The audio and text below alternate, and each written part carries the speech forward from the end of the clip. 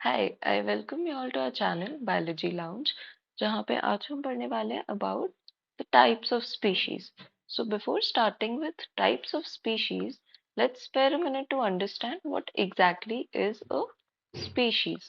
So according to biological species concept, species is a group of interbreeding natural populations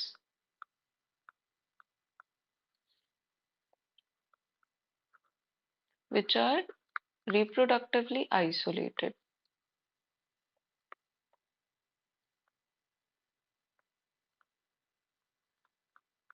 from other such groups. Now, what does this mean?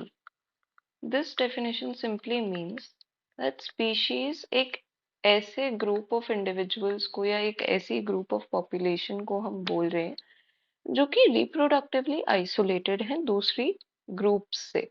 मतलब एक species के जो individuals हैं वो किसी और दूसरे ग्रुप ऑफ पॉपुलेशन के साथ इंटरब्रीड नहीं कर सकते, उनके साथ वो ब्रीड नहीं कर सकते, उनके साथ मेट नहीं कर सकते, उनके साथ एक फर्टाइल ऑफस्प्रिंग को प्रोड्यूस नहीं कर सकते।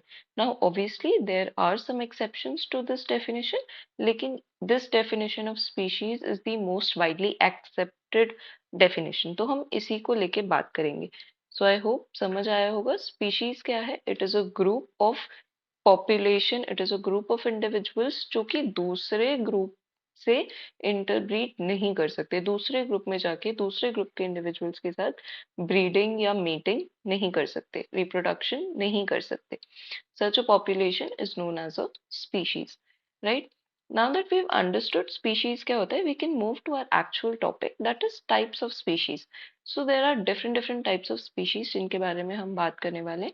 The first of which is, let me just write all of them down and then we'll talk about each one of them individually. सबसे पहले हम बात करेंगे about invasive species.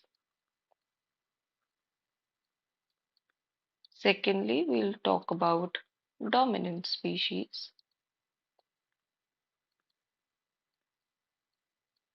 उसके बाद हम डिस्कस करेंगे about keystone species.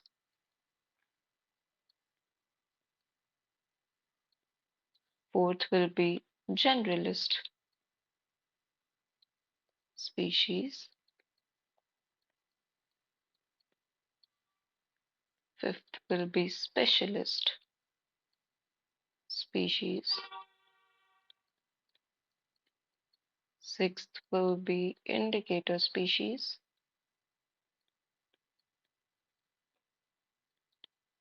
Seventh is flagship species. And the last that we'll be discussing about is umbrella species. So in this video हम ये सारे टाइप्स ऑफ स्पीशीज को कवर करेंगे और सबके बारे में बात करेंगे जितनी की जरूरी है. So let's start with the first one, which is invasive species. तो इन्वेसिव स्पीशीज के और भी बहुत सारे नाम होते हैं. इन्वेसिव स्पीशीज को हम और बोलते हैं नॉन नेटिव स्पीशीज. बहुत कुछ आपको इन नाम से ही समझ में आ जाएगा. Exotic species, foreign species, alien species. तो इन्हीं सारे नामों से हम जानते हैं इन्वेसिव स्पीशीज को. अब ये इन्वेसिव स्पीशीज होते क्या हैं? What are invasive species? So invasive species ऐसे स्पीशीज होते हैं जो उस पर्टिकुलर जगह के नेटिव नहीं है, not native to a particular place. इसीलिए हमने इसका नाम क्या बोला है, नॉन नेटिव स्पीशीज, क्योंकि वो उस पर्टिकुलर स्पीशीज के नेटिव नहीं है, असली में वो उस जगह से बिलोंग नहीं करते हैं. And second very important thing is that they have the potential to cause harm. Have the potential to cause harm to the native species. मतलब एक तो आप उस जगह के हो नहीं जहाँ पे आप आ गए हो, और जो लोग वहाँ पे एक्चुअली रहते हैं, जिनके वो एक्चुअली घर है, जिनकी वो एक्चुअली जगह है, आप उनको हार्म पहुंचा रहे हो। So such type of species are known as invasive species, या फिर नॉन नेटिव स्पीशीज, या फिर exotic species. They are exotic to that place, they are not native. वो असली में उस जगह के वासी नहीं है, वो वहां पे आ गए हैं, वहां पे रह रहे हैं, और जो एक्चुअली वहां के लोग हैं, जिनका वो एक्चुअली घर है, उनको हार्म पहुंचा रहे हैं। तो क्या इसका मतलब ये है कि जो भी फॉरेन स्पीशीज आ रही है वो सभी इनवेसिव स्पीशीज है? तो the answer to that question is no. This is a very important point, that not all foreign species are invasive. ऐसा नहीं होता कि हर एक स्पीशीज जो बाहर से आ रही है वो इन्वेसिव ही होगी, नहीं। Only if a species has a potential to cause harm, अगर वो वहां की नेटिव स्पीशीज को हार्म कर रही है, तभी हम उसको बोलते हैं that this is an invasive species. अगर आप शांति से आके वहां पे रह रहे हो, तो हम आपको इन्वेसिव का टाइटल जो है या लेबल जो है वो आज सच नहीं देंगे। अब कोई फॉरेन स्पीशीज एक नई जगह पे आके इनवेसिव क्यों बन जाती है, हार्म क्यों पहुंचाती है? बिकॉज ऐसा हो सकता है कि उसके जो नेचुरल एनिमीज हैं वो उस नए हैबिटेट में, उस नई जगह में प्रेजेंट ही नहीं है। तो वहां पे उसको कोई कंट्रोल करने वाला नहीं है, कोई उसको रोकने वाला नहीं है। वो अपनी मन मर्जी का मालिक है, वो कुछ भी कर सकता है, क्योंकि जिन स्पीशीज की या जिन दूसरी चीजों को उस पे कंट्रोल करने की पावर है, they are not present in that new habitat, right? So what makes a species invasive? So the answer to that question is lack of natural enemies in the new habitat. This makes a species invasive क्योंकि there is nobody to check that particular species. So it is free to grow invasively. भयंकर तरीके से वो grow करता है और बाकी चीजों को हार्म करता है। ठीक है, so lack of natural enemies is the reason of a species becoming invasive. I hope that much is clear ना। ठीक है, हमने पढ़ लिया मोटा मोटा कि एक इनवेसिव स्पीशीज है जो कहीं और से आई, और जो नेचुरल डाइवर्सिटी थी उस जगह की उसको हार्म करे। Now let's talk about the actual effects of invasive species in detail, की इनवेसिव स्पीशीज की वजह से किसी हैबिटेट में क्या क्या प्रॉब्लम्स, क्या क्या दिक्कतें हो रही हैं। ठीक है, so let's talk about effects, not effects, it would be effect.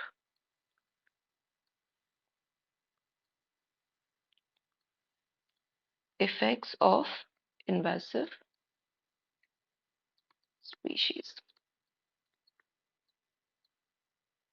So what all it causes? Obviously harm to the native species, ये तो clear ही है। Also it would harm the environment, क्योंकि उस पे कोई चेक रखने वाला तो है नहीं, वो अपनी मन मर्जी से ग्रो कर रही है, so obviously it is going to harm the environment. After that, the third point is that it causes extinction of the native species. जो वहां पे नेटिव स्पीशीज प्रेजेंट है उनको हार्म कर रही है, it might even cause extinction अगर वो उनको ओवर एक्सप्लॉइट करेगी तो।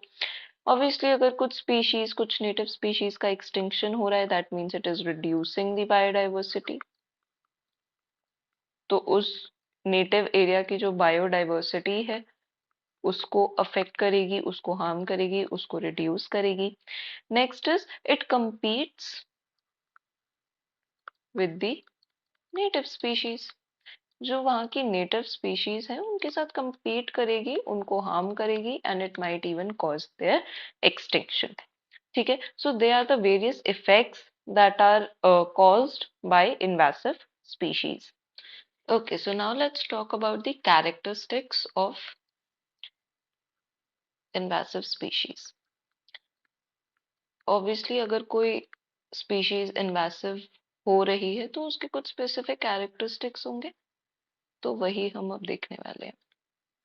कि what are the different factors, the different characters which make a species invasive, right? तो पहला obviously lack of natural enemies, क्योंकि अगर natural enemies ही होते तो कभी वो जो स्पीशीज थी वो इन्वेसिव बनती ही नहीं, वो इतना फ्री होती ही नहीं कि वो नेचुरल एनवायरनमेंट को या वहाँ की नेटिव बायोडाइवर्सिटी को उतना हार्म कर पाती, because there would have been a check on it. तो पहला point is very obvious, that is lack of natural enemies. Second, it should have R type growth, that is it should have rapid growth. जल्दी grow करने वाली species होनी चाहिए, क्योंकि अगर वो जल्दी ग्रो करेगी तभी वो इतना फैल पाएगी, तभी वो इतना वाइडली डिस्ट्रीब्यूट हो पाएगी कि वो एक्चुअली वहाँ की नेटिव पॉपुलेशन के लिए एक थ्रेट बन जाए, राइट? तो it should follow are type growth curve. Next is it should have high dispersal ability.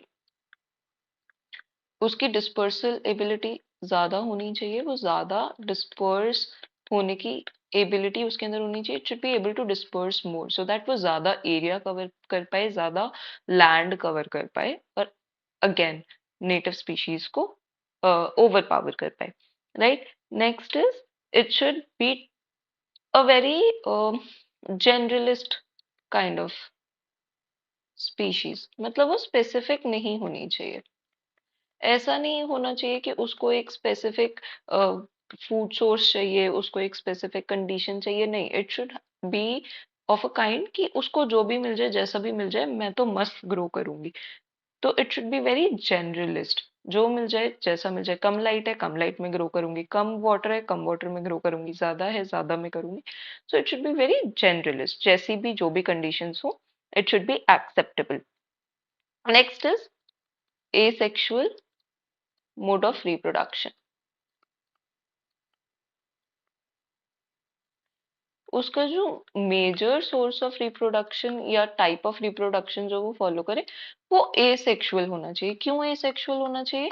क्योंकि अगर एसेक्सुअल मोड होगा तो ऑब्वियसली सेक्सुअल के कंपैरिजन में ज्यादा ऑफस्प्रिंग्स होंगे, ज्यादा कम टाइम में ज्यादा ऑफस्प्रिंग्स होंगे, विच इज ऑब्वियसली रिक्वायर्ड. तो उसका जो मेजर मोड ऑफ रिप्रोडक्शन होना चाहिए, that should be asexual, right? इसके बाद उसकी हाई कॉम्पिटिटिव एबिलिटी होनी चाहिए. हाई कॉम्पिटिटिव एबिलिटी क्यों होनी चाहिए? क्योंकि अगर वो इतनी वीक है कि वो कंपटीशन कर ही नहीं पा रही है और वो हर एक दूसरी स्पीशीज से कंपटीशन में हार जाएगी, तो फिर वो उनको ओवर पावर कैसे करेगी? तो उसकी कॉम्पिटिटिव एबिलिटी बहुत ज्यादा होनी चाहिए, so that it should be able to compete with the other species and it should be able to win that competition in order to overpower them, right? So these are the different characteristics जो एक invasive species में होनी चाहिए, जो उसे actually invasive बनाती हैं, correct? Lastly, let's look at some examples of invasive species.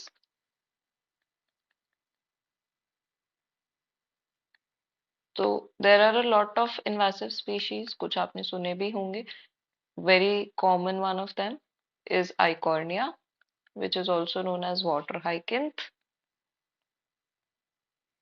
Eichhornia की spelling एक बार check कर लेना. Eichhornia, जिसको common name में हम water hyacinth बोलते हैं. उसके बाद एक और बहुत ही कॉमन होता है Prosopis Giuliflora. This is the scientific name. Third is Lantana camera.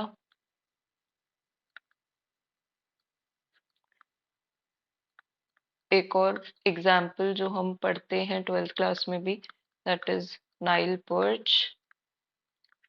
So all of these are examples of invasive species जो कि common है और पता होने चाहिए. So with this we are done with invasive species. So let's start with the second type of species, which is dominant species. So as the name is suggesting, dominant species मतलब ये उस area को या उस habitat को dominate करने वाला है. डोमिनेट कैसे करेगा? In proportion to number.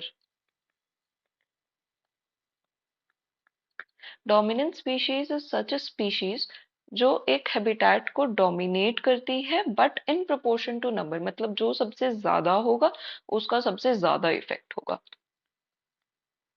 Highest in number, जो भी स्पीशीज नंबर में सबसे ज्यादा है वो हाईएस्ट इन इफेक्ट, उसका इफेक्ट भी सबसे बड़ा है, राइट। कोई भी स्पीशीज हो सकती है, प्लांट स्पीशीज हो सकती है, एनिमल स्पीशीज हो सकती है, that does not matter, but the only point is that उसका नंबर सबसे ज्यादा होगा, इसीलिए उसका इफेक्ट सबसे ज्यादा होगा, इसीलिए हम उसे क्या बोल रहे हैं, that it is a dominant species, right. So it has highest या high effect on the community due to its abundance, right. सबसे ज्यादा अबंडेंट होती है इसीलिए उसका इफेक्ट भी सबसे ज्यादा होता है। इसमें जो चीज याद रखने वाली है that it is in proportion to its number. Why is it important, ये हमें समझ में आएगा जब मैं अगला टाइप ऑफ स्पीशीज करवाऊंगी। इसका एग्जाम्पल क्या हो सकता है, कोई भी स्पीशीज जो कि एक पर्टिकुलर हैबिटेट में बहुत ज्यादा है, for example in Woodland of western Europe,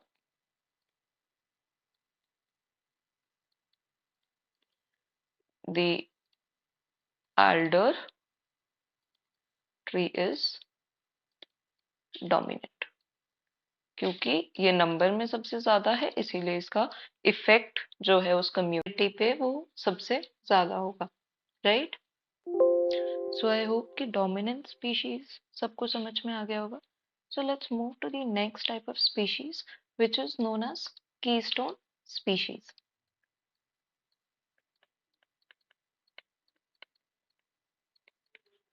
So keystone, as the name is suggesting, keystone, it is a keystone, एक ऐसा stone है which is a key to the entire building। मतलब अगर वो stone उस अपनी जगह से हिल जाए, इधर उधर हो जाए, so the entire building will collapse। So keystone species is such an important species कि अगर वो जरा से भी अपनी abundance में या किसी भी चीज में, किसी भी characteristic में थोड़ा भी ऊपर नीचे होती है, it affects the community as a whole। So it is one species which is so important for the entire species to function as it should। ठीक है। So keystone species क्या है? It is a species, let's write it down, it is a species which determines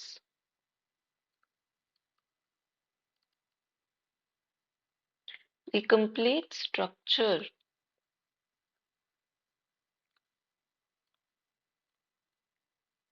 of the community। एक ऐसी species है जो पूरी community का स्ट्रक्चर डिटरमाइन करे। It is so so so important, it is such a keystone. ठीक है।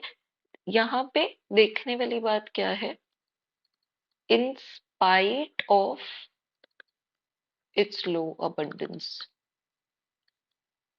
तो एक पॉइंट तो हमने ये बोला that it is so important for the entire structure. दूसरा पॉइंट क्या बोला, अपनी लो abundance में होने के बावजूद, मतलब कीस्टोन स्पीशीज एक ऐसी स्पीशीज है जो बहुत ही कम है, बहुत ज्यादा abundant नहीं है, it is very less, it is very low in abundance, but yet it is so important. कम होने के बावजूद वो इतनी इम्पोर्टेंट है कि वो उस पूरी कम्युनिटी के स्ट्रक्चर को डिटरमाइन करे, राइट। तो हम यहाँ पे एक बहुत ही इम्पोर्टेंट पॉइंट क्या बोल सकते हैं, that it is in disproportion with abundance। So I hope कि अब आपको समझ में आया होगा कि मैंने ये पॉइंट पिछले डोमिनेंट स्पीशीज जब हम एक्सप्लेन कर रहे थे तो वहां पे हाईलाइट क्यों किया था, क्योंकि डोमिनेंट स्पीशीज एक ऐसी स्पीशीज है जो अपनी इंपॉर्टेंस को एग्जर्ट कर पा रही है in proportion to its abundance, कि मैं जितना ज्यादा होऊंगा उतना ज्यादा मेरा इफेक्ट होगा। कीस्टोन स्पीशीज उससे उल्टा है, कीस्टोन स्पीशीज अपना इफेक्ट जो है वो दिखा रहा है in spite of its low abundance. मैं कम हूं, मैं बहुत लो हूं abundance में, but still I am so important, so it is in disproportion with the abundance। I hope both of these things and both of these very important points are clear। Dominant species in proportion, keystone species in disproportion with abundance, right? तो हम ये बोल सकते हैं that इनका जो effect होगा, they are less in number में ये कम है, but their effect is large. जबकि डोमिनेंट स्पीशीज के केस में हमने क्या पढ़ा था, they are high in number, hence their effect is large. तो they both are opposites of each other. ठीक है, सो कीस्टोन स्पीशीज क्या है, they are crucial for way of ecosystem functioning. कैसे इकोसिस्टम काम कर रहा है, उसके लिए they play a very crucial role, a very important role. Secondly, they control the relative abundance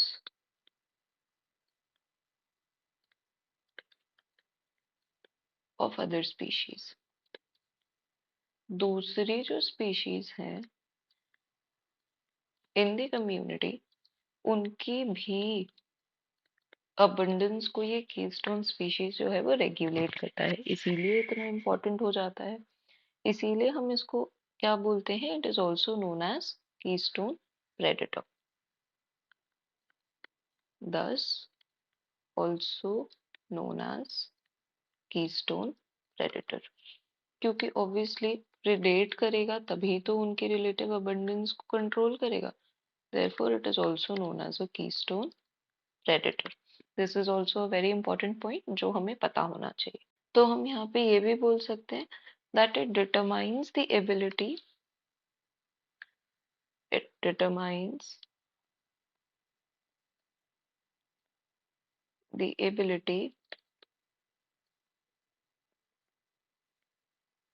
of a large number of species to survive. ये सारा एक कॉन्टिन्यूएशन में ही चल रहा है, ये सारा इसी को समझाने की कोशिश कर रहा है कि बहुत क्रूशियल रोल प्ले करते हैं इन दी इकोसिस्टम फंक्शनिंग. कैसे, because they control the relative abundance of other species. कैसे और कितना दूसरी स्पीशीज सरवाइव करेंगी उसमें इनका बहुत क्रिटिकल रोल होता है, इसीलिए हम इसको क्या बोलते हैं, they are also known as keystone predator.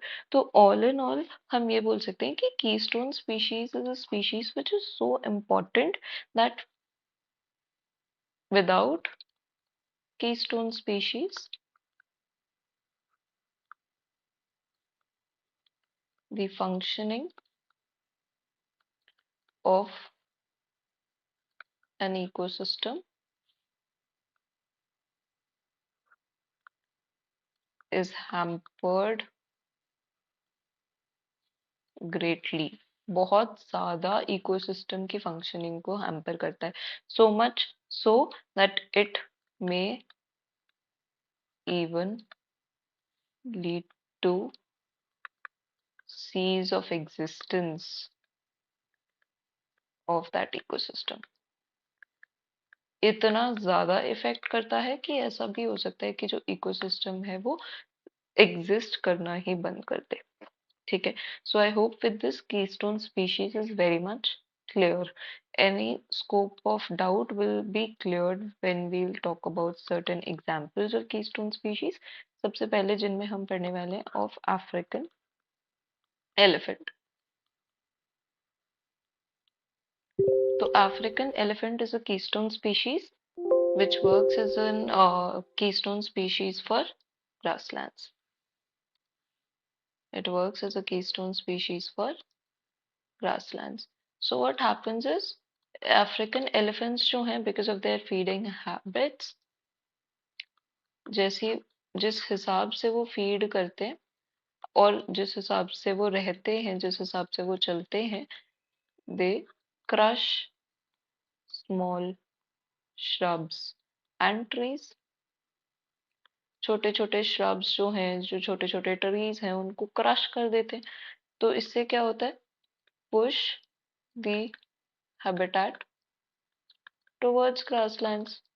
क्योंकि ऑब्वियसली जो छोटे छोटे ट्रीज हैं जो आगे चल के बड़े हो सकते हैं उनको ये छोटी स्टेज में ही किल करें, क्रश करें, तो अल्टीमेटली बचेगा क्या? ग्रास बचेगी, and the habitat will remain as a grassland. वो अपनी चेंज नहीं होगा, वुडलैंड हैबिटेट्स में कन्वर्ट नहीं होगा, राइट। और क्या होता है? मोर ग्रास, अगर एक जगह पे ज्यादा ग्रास है तो मोर प्रोबेबिलिटी ऑफ फायर, क्योंकि हमें पता है कि फायर्स जो हैं ग्रासेस में जल्दी लगती हैं, so more probability of fires होंगे, and thus more will be the possibility of conversion, या it speeds up the conversion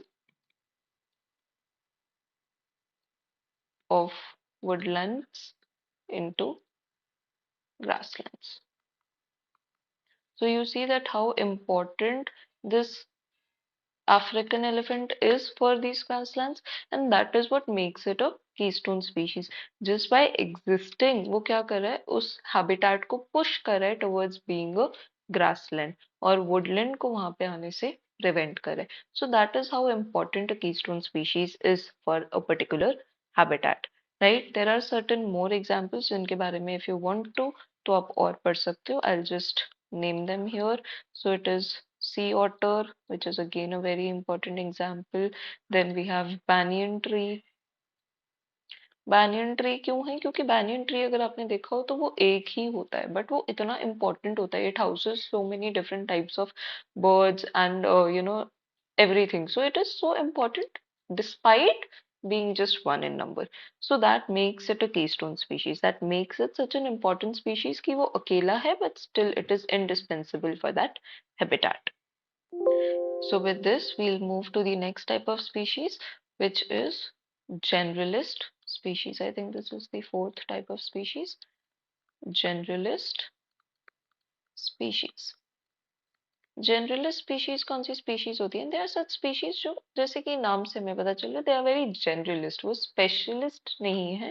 they do not need a particular environment और अ पर्टिकुलर फूड सोर्स और उन्हें particular conditions नहीं चाहिए. They need very general conditions and they can survive easily in different ranges of conditions, right? So they can thrive in a wide variety of environmental conditions. बहुत different types of conditions में they can easily survive. They do not require a particular condition to survive. ठीक है? Can use various food sources. कोई एक particular food source उनके लिए जरूरी नहीं है, right. So such organism, such species are known as generalist species. इसका सबसे बड़ा एग्जाम्पल क्या है? रकून्स. तो रकून्स आर वेरी जनरलिस्ट. उनको कोई एक स्पेशल खाना नहीं चाहिए, कोई एक स्पेशल एनवायरमेंटल कंडीशन नहीं चाहिए. उनको आप जैसे रखोगे, जहां रखोगे, they can survive, right. So they are omnivores. Omnivores है तो ऑब्वियसली अगर वेज मिलेगा तो वेज खा लेंगे, नॉन वेज मिलेगा तो नॉन वेज खा लेंगे. So they can easily survive on a variety of food sources. They can survive even on human garbage. So they are such, generalists, and that has what have enabled them to persist in such great environments. इतने अलग अलग type के environments में भी वो रह सकते हैं, because they are such generalist. उन्हें जो मिलता है, जैसे मिलता है, वो उसमें अपना गुजारा करके वहां पे फ्लरिश कर लेते हैं. इसीलिए raccoons are an example of generalist species. इसका उल्टा क्या होगा? इसका एग्जैक्ट उल्टा होगा, which is our next type of species, which is a specialist species. Specialist species कौन सी होंगी? ऐसी स्पीशीज होंगी जो बहुत स्पेशलिस्ट है. उन्हें एक पर्टिकुलर एनवायरनमेंट चाहिए, उन्हें एक पर्टिकुलर फूड सोर्स चाहिए. अगर उन्हें वो मिलेगा तो ही वो वहां पे सरवाइव करेंगी, अगर नहीं मिलेगा तो वो वहां पे सरवाइव नहीं करेंगी. सो दे आर वेरी स्पेशलिस्ट. तो हम ये बोल सकते हैं कि इनका जो नीश होता है वो बहुत नैरो होता है, but high niche utilization. This is a very important line जो समझनी बहुत जरूरी है। इनका नीश बहुत नैरो है। जिन एरिया में, जिन कंडीशंस में, जिन एनवायरमेंट्स में सर्वाइव कर सकते हैं वो बहुत नैरो है, बहुत वाइड रेंज नहीं है, बहुत नैरो है। लेकिन वो जो उनका नीश है ये इसको बहुत अच्छे से यूटिलाइज करते हैं, जो कि इन्हें करना पड़ेगा ऑब्वियसली। अगर एक बहुत ही पर्टिकुलर एनवायरमेंट में सर्वाइव कर पा रहे हैं, so they need to utilize that environment so well, otherwise इनकी नीड्स कैसे पूरी होंगी। सो नैरो नीश होता है, छोटा नीश होता है, लेकिन यूटिलाइजेशन उसकी बहुत अच्छे से ये लोग करते हैं, तभी ये यहाँ पे सरवाइव कर पाते हैं, right.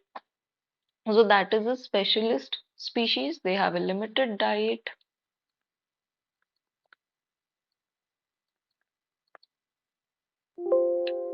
Need specific environment to survive.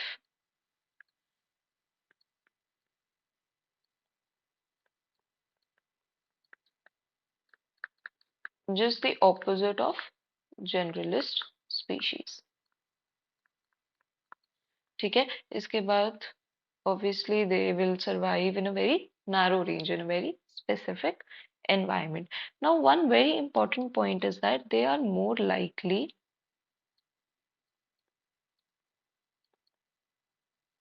to suffer environment loss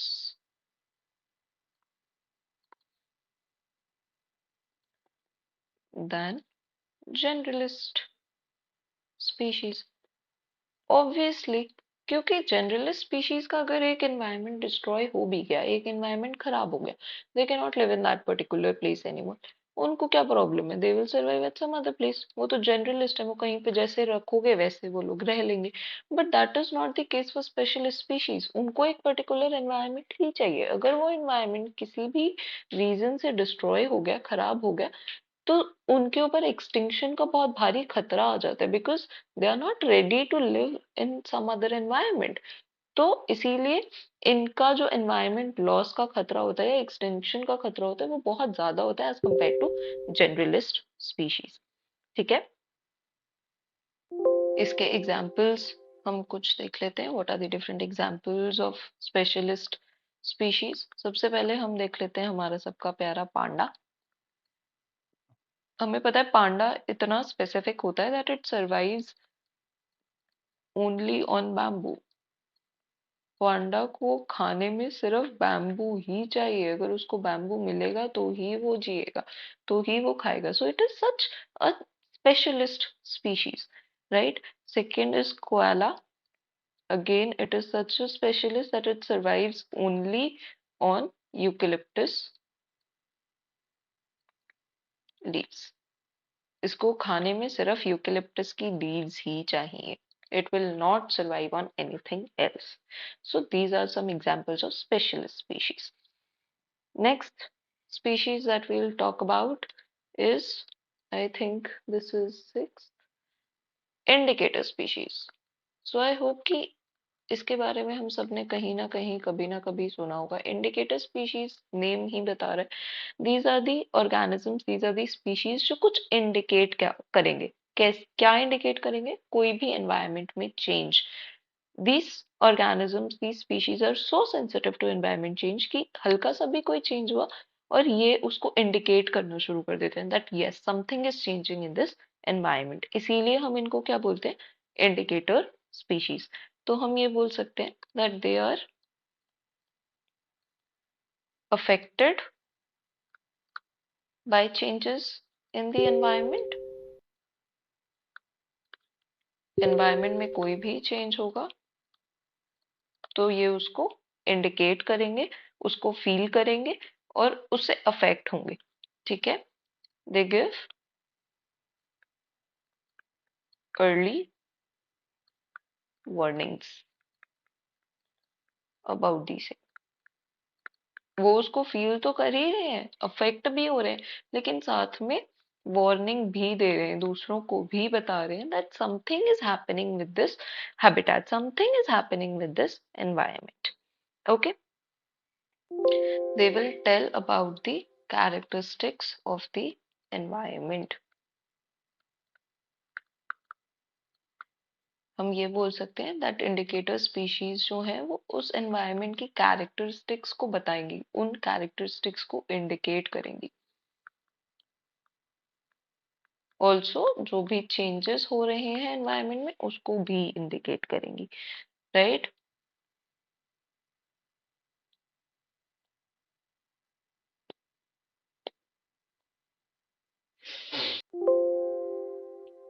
They are used for monitoring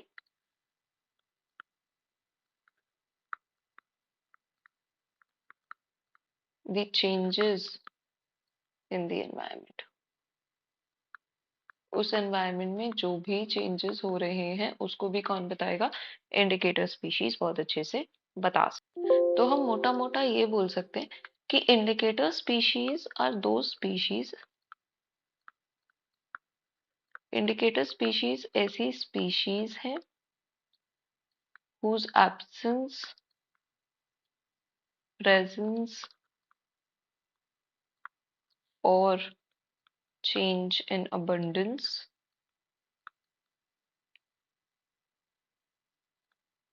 indicate environmental conditions। Indicator species का होना, ना होना या फिर उनके अबंडेंस में चेंजेस आना, all of these are going to indicate about the health of the environment, about the changes which are occurring in that particular environment. What can be the different examples of indicator species? एक example हम सब ने सुना होगा, I hope so, which is lichens. Such a common example हम सब ने सुना है, हम सब ने पढ़ा है, हम सबको पता है। Lichens are those organisms जो सिर्फ क्लीन एयर में ही फ्लरिश करते हैं, flourish only in clean air. तो अगर एयर की क्वालिटी बिगड़ी, if air quality deteriorates, air quality खराब होगी, lichens will reduce or will cease to exist in that particular environment। या तो लाइकेंस कम हो जाएंगे, और अगर बहुत ही ज्यादा एनवायरनमेंट खराब हो गया है, बहुत ज्यादा एयर पोल्यूशन हो गया है, एयर क्वालिटी बिल्कुल ही खराब हो गई है, तो ऐसा भी हो सकता है कि लाइकेंस वहां से बिल्कुल ही खत्म हो जाए, right. So lichens are one of the very common bio indicators जो कि हमें उस एनवायरनमेंट की एयर क्वालिटी के बारे में बताते हैं। अगर लाइकेंस हैं तो हम ये बोल सकते हैं कि हाँ एयर क्वालिटी अच्छी है, एयर वहां पे अच्छी है क्वालिटी। लेकिन अगर लाइकेंस नहीं है या लाइकेंस का नंबर रिड्यूस हो गया है तो हम ये बोल सकते हैं कि एयर क्वालिटी जो है वो वहां की खराब हो रही है, ठीक है। सिमिलरली कुछ और भी इंडिकेटर स्पीशीज होती हैं, फॉर एग्जांपल अर्थवॉर्म्स। हमें पता है अर्थवॉर्म्स सॉइल में रहते हैं, तो earthworms will tell us about the quality of soil या हेल्थ ऑफ सॉइल आप बोल सकते हो। उसके अलावा आप बोल सकते हो एल्गल ब्लूम्स। हमें पता है एल्गल ब्लूम्स कब होते हैं? एल्गल ब्लूम्स तब होते हैं जब वाटर के अंदर नाइट्रेट्स और फॉस्फेट्स की क्वांटिटी बढ़ जाती है, quantity of nitrates and phosphates. तो अगर नाइट्रेट्स और फॉस्फेट्स की क्वांटिटी वाटर में बढ़ेगी तो ऑब्वियसली एल्गल ब्लूम्स की क्वांटिटी भी बढ़ेगी। So the amount of algal blooms which are present in a particular water body will tell us about the concentration of nitrates and phosphates in that particular water body. I hope यहाँ तक सबको सब कुछ समझ में आ गया होगा, right? So let's talk about the next type of species, which is flagship species. तो flagship again it is तो फ्लैगशिप स्पीशीज कौन से स्पीशीज होते हैं? देयर आर सच स्पीशीज जो बहुत आप बोल सकते हो बहुत कैरिज्मेटिक होते हैं, वेरी रिकग्निजेबल होते हैं, लोग उनको पहचानते हैं, दे आर वेरी कैरिज्मेटिक, लोगों को अपनी तरफ ड्रॉ करते हैं, they draw public attention towards themselves.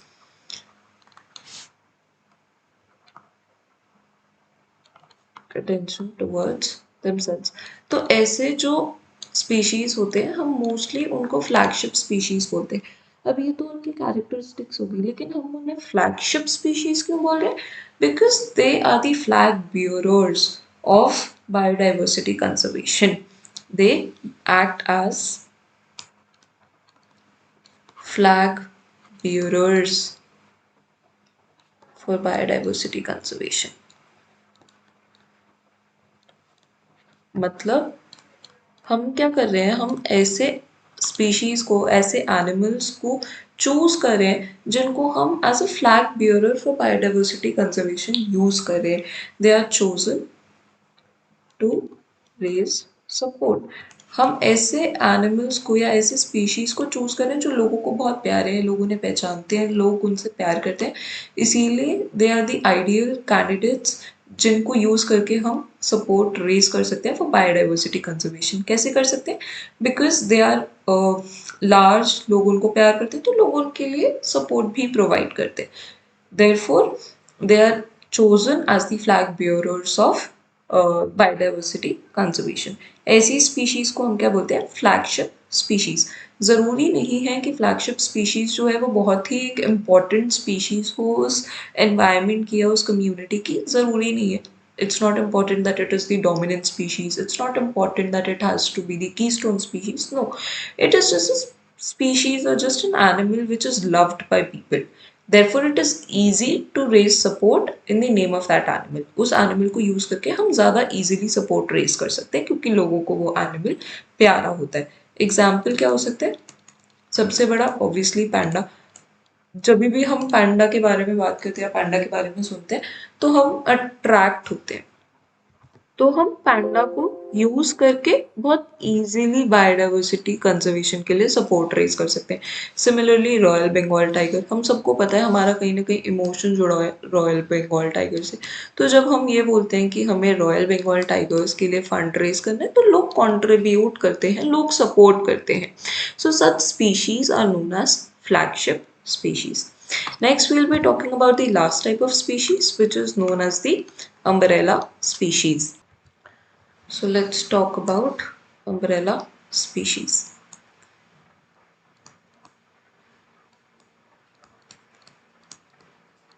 Umbrella आपने सुना होगा, it is an umbrella term.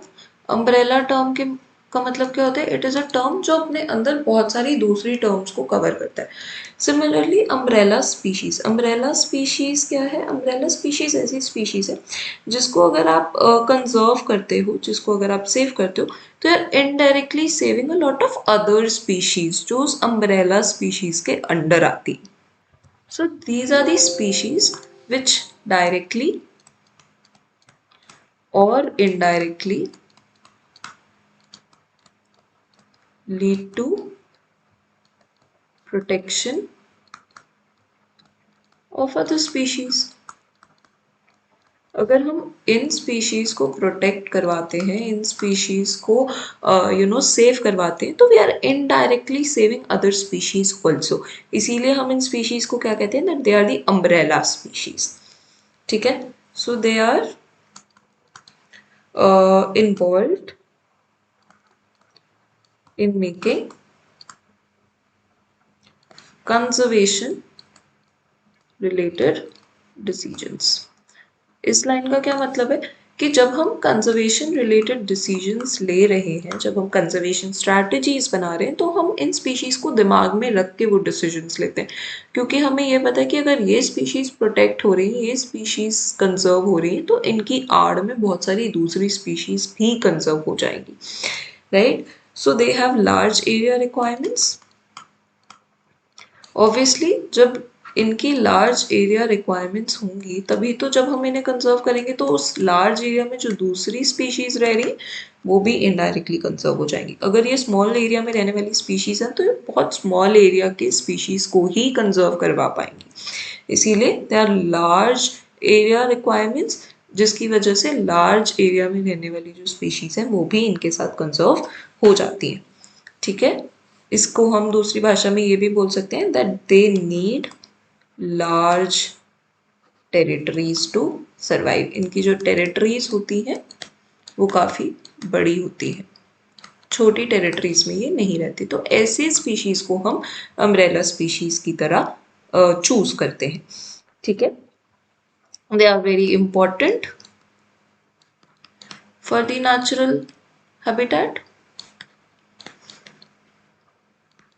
Obviously अगर वो एक ऐसी स्पीशीज है जिसके होने ना होने से बहुत सारी दूसरी स्पीशीज भी कंजर्व हो रही, तो उस it has to be very important and crucial for its habitat, right. वरना तो उसके होने ना होने से किसी को फर्क ही नहीं पड़ेगा, तो उसको सेव करने से भी दूसरी स्पीशीज को कोई फर्क नहीं होगा, राइट। तो जब हम इन स्पीशीज को कंजर्व करते हैं, प्रोटेक्ट करते हैं, तो वी आर इनडायरेक्टली सेविंग और conserving a lot of other species also. So such type of species are known as umbrella species. इनके कुछ एग्जाम्पल्स देख लेते हैं। The very first example is Siberian tigers. Obviously tigers हैं, बहुत बड़ी territory इनको चाहिए रहने के लिए, छोटी जगह में तो नहीं रहेंगे। तो अगर हम साइबेरियन टाइगर्स को कंजर्व करें तो हमें बहुत बड़ी टेरिटरी को कंजर्व करें, तो उस टेरिटरी में रहने वाले बहुत सारे दूसरे स्पीशीज और एनिमल्स को भी कंजर्व करें, and that is what is the meaning of umbrella species. So with that we complete this topic of types of species. अगर किसी को कोई भी डाउट है या कोई चीज़ नहीं समझ में आई है, please feel free to type in the comment and I'll try to solve it for you. Thank you so much for watching. Happy learning. Bye bye.